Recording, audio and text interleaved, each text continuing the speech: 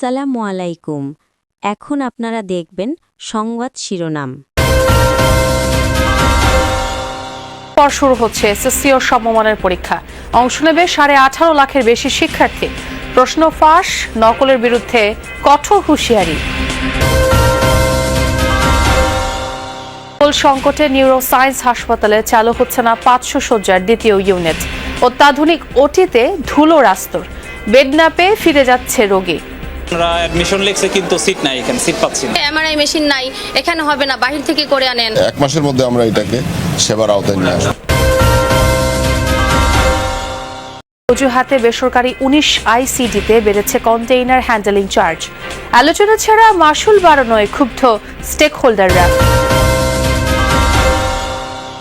কৃষিতে ফসল উৎপাদনের খরচ বাড়বে 30 থেকে 40%। দুশ্চিন্তায় কৃষক। তেল পেলে আমরা পানি দিতে পারবো, তেলের দাম হঠাৎ করে বেড়ে দিছে। তেলই তো নাই, বাড়ে কি করবে? তেল বাড়ালেও তো আমরা পাচ্ছি না। 2 দিন ঘুরে আইছি, তেল পাই নাই কে। মার্কিন অবরোধ ভেঙে আবারও হরমুজ দিয়ে ইরানি জাহাজ চলাচলের চেষ্টা। ইসলামাবাদের দ্বিতীয় দফার আলোচনা নিয়ে চরম অনিশ্চয়তা। নিয়ে দুশ্চিন্তা থাকলেও বিশাল বাজেট দিতে যাচ্ছে সরকার। আয় ব্যয়ের হিসাব মেলাতে পড়তে হবে কঠিন চ্যালেঞ্জের। বর্তমান পরিস্থিতিতে এই ধরনের ব্যয় করার ক্ষেত্রে এটা কি অতি প্রয়োজনীয় কিনা? এখন ডোনারে কিন্তু আমাদের সফট ফান্ডের লোন আর তেমন দেবে না। হামের প্রকোপ না কাটতেই বরগুনায় ডায়রিয়ার প্রাদুর্ভাব। 1 মাসে আক্রান্ত 1,500-এর বেশি। সুপেয় পানির অভাব আর অসচেতনতাই কারণ। আসসালামু আলাইকুম।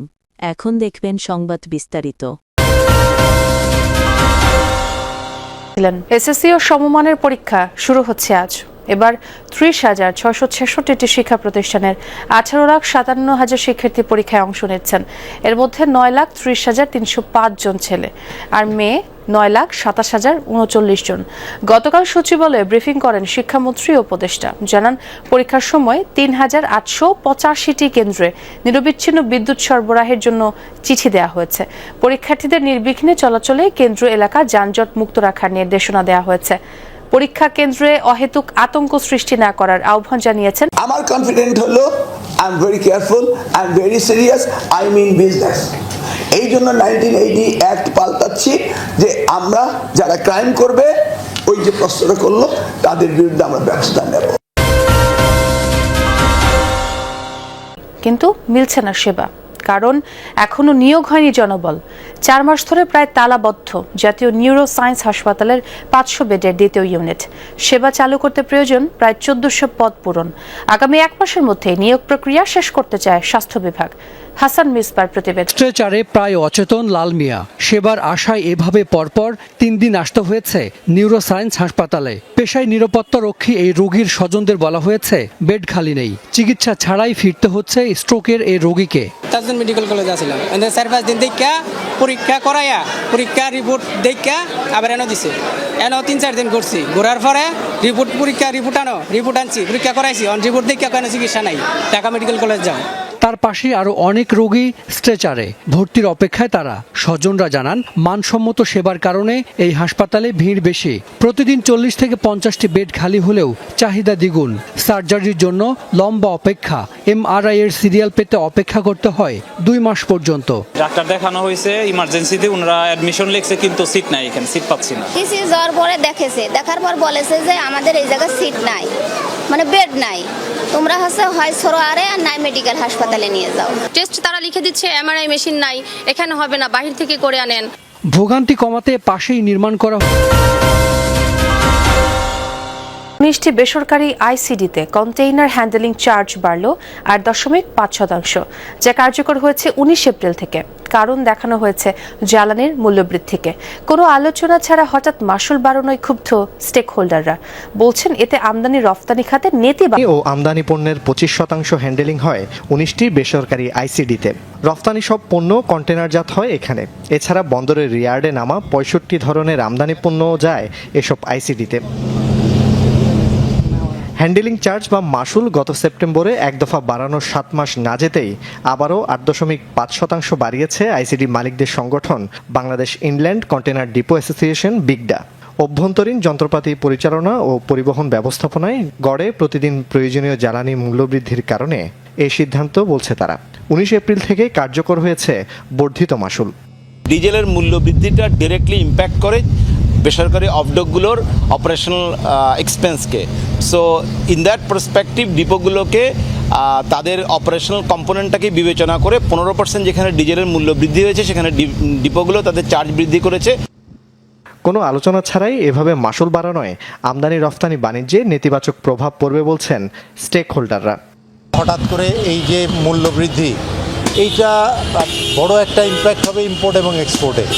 বিশেষ করে এখন এক্সপোর্টাররা চাপের মধ্যে আছেন যে সঠিক সময়ে তাদের আসছে না পণ্য, আসলেও সেটা দিনে দিনে কস্ট অফ ম্যানুফ্যাকচার কমিয়ে দিচ্ছে যারা ইম্পোর্টার তারা। মাস কয়েক আগে চট্টগ্রাম বন্দরে মাসুল বৃদ্ধির প্রতিবাদে আন্দোলন সংগ্রাম হয়েছে অনেক। এবার প্রাইভেট আইসিডিতে আরেক দফা মাসুল বৃদ্ধি। তার উপর কদিন আগে যুক্তরাষ্ট্রের বাড়তি ট্যারিফ এবং জাহাজের ভাড়া বৃদ্ধিতে উদ্বিগ্ন আমদানিকারক ও রফতানিকারকরা। এমন না যে আমাদের সবকিছু 100% উৎপাদন এখান থেকে করছে বা আমাদের নিজেরাই ভোক্তা, এটা আমরা কিন্তু এক্সপোর্ট করছি আমাদের কম্পিটিটর অন্যান্য কান্ট্রি। তো ওরা যদি ওখানে ওরা বৃদ্ধি না করে, তাহলে সরকার যদি ওনাদেরকে লাগাম টেনে ধরতে না পারে, তাহলে অবভিয়াসলি আমরা মার্কেট থেকে হারিয়ে যাব।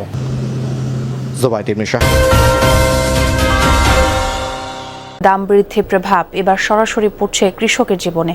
একদিকে শহর থেকে গ্রাম পাম্পে পাম্পে ঘুরেও মিলছে না পর্যাপ্ত ডিজেল। এর মাঝে জ্বালানি তেলের দাম বৃদ্ধি চাষিদের উপর তৈরি করেছে বাড়তি চাপ। বিশ্লেষকরা বলছেন, জ্বালানি তেলের দাম বাড়ায় ফসলের উল্লেখযোগ্য হারে বাড়বে। পেরিয়ে ছড়িয়ে পড়েছে কৃষকের মাঠেও। তার উপর সাম্প্রতিক দাম বৃদ্ধি যেন মরার উপর খাড়ার ঘা। মাঠ পর্যায়ে চাষিদের কাছে গিয়ে দেখা যাক ভোগান্তির আসল চিত্র কেমন। জামালপুরের মেলান্দহের প্রান্তিক কৃষক শফিকুল ইসলাম এবছর 5 বিঘা জমিতে আবাদ করেছেন বোরো ধান, কিন্তু গত 2 মাস ধরেই ডিজেল সংকটে সেচ ব্যবস্থা নাজেহাল। তার উপর আবার বেড়েছে দাম। দুয়ে মিলে কঠিন সময়ের মুখোমুখি এই কৃষক। তো মনে করেন যে এখন খুব কঠিন অবস্থা। আমরা এখন 5 বিঘা মাটি আমি আবাদ করি, আমার তো এখন খুব গুরুচরণ বাজে আছে। আমি এখন নাই টাকা পয়সা, নাই ফসলের দাম। একই সংকটে জেলার সব কৃষকের কপালেই দুশ্চিন্তার ভাঁজ। বলছেন, জ্বালানির দর বৃদ্ধির প্রভাব সরাসরি পড়বে কৃষিতে। উৎপাদন খরচ উঠানোই দায় হয়ে পড়বে। জামালপুর 2 দিন ঘুরে আইছি, তেল পাই নাই গিয়া। আবার আগামী দিন গেছিলাম, যা 2 লিটার তেল পাইছি, যাওয়া সাঙ্গর 150 টাকা খরচ, একটা কামলা কামাই। দোকানে যদি কিনবা যাই 150 টাকা লিটার, তাই গেরা এখন কজে 200 টাকা চাই কত। এবার দেখে আসি নওগাঁর চিত্র। জমিতে মরিচের চারা রোপণ করছেন আসাদুজ্জামান। জ্বালানি তেলের অভাবে ব্যাহত সেচ কাজ। বিকল্প ছোট ছোট উপায়ে চলছে পানি এনে চারা রক্ষার চেষ্টা। তেল নাই, তেল পেলে আমরা পানি দিতে পারবো। তেলের দাম হঠাৎ করে বেড়ে দিছে, তাহলে আমরা এই গাছগুলো কিভাবে লাগাবো আর সেচই কিভাবে দিব? এদিকে দাম বৃদ্ধিতেও তেলের সরবরাহ স্বাভাবিক হয়নি। বন্ধ অনেক পাওয়ার ট্রিলার, স্যালো মেশিন, ঘুরছে না মাড়াই যন্ত্রের চাকা। তেল বাগরে